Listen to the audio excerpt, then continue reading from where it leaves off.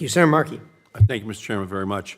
We're here discussing whether President Trump can strike Iran because President Trump's Iran policy is a disaster.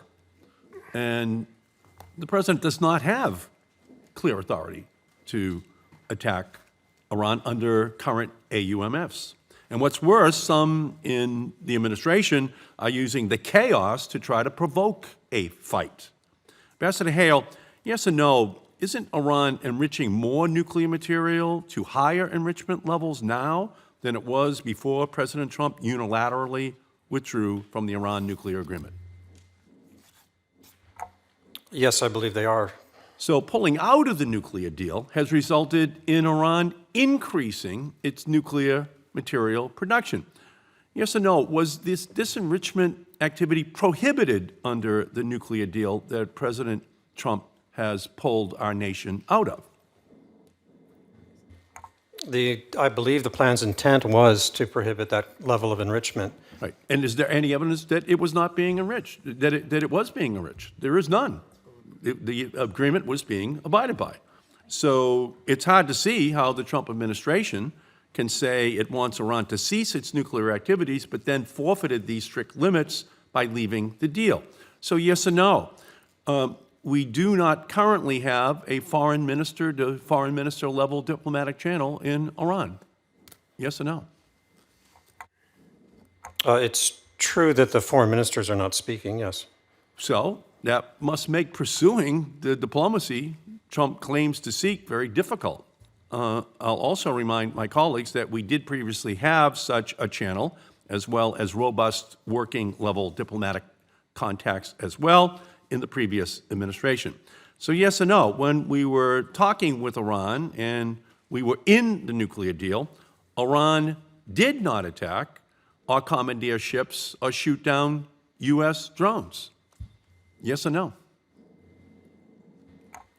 It was not conducting those kinds of attacks on our interests, but it was undermining our interests through the use of violence in other ways But throughout it the Middle was East. not commandeering ships or shooting down U.S. drones. The casus belli that the president is now pointing at, that the people in his administration are talking about. And yes or no, is Iran doing these things now, commandeering ships and shooting down U.S. drones? It has, yes. Yeah. Yes or no, since leaving the nuclear deal, we have redeployed troops to Saudi Arabia for the first time in over a decade, sent an additional aircraft carrier strike group, and deployed B-52 bombers and a Patriot missile defense battery, while drastically decreasing our regional diplomatic presence, particularly in Iraq. Yes or no? I can certainly confirm that we are doing those things, but I'd like an opportunity to provide a little more context to what's I only happening. get 5 minutes. I apologize to you, but all those things are true. So to me, President Trump's Iran policies are dangerously increasing tensions with Iran and letting them restart their nuclear program right now with no enforceable limits on the Iranians. So this puts us on a road to yet another Middle Eastern conflict. So that brings us to what possible legal justifications the Trump administration might feel it has to strike Iran. Ambassador Hale, during congressional testimony in April, Secretary Pompeo said that, quote, "There is no doubt there is a connection between the Islamic Republic of Iran and al-Qaeda, period, full stop." What evidence is there to support the claim that there is a link between Iran and al-Qaeda? There have been the provision of safe haven by Iran to elements of al-Qaeda. So is there plotting going on between these two groups towards our American interests? Do you have evidence of that?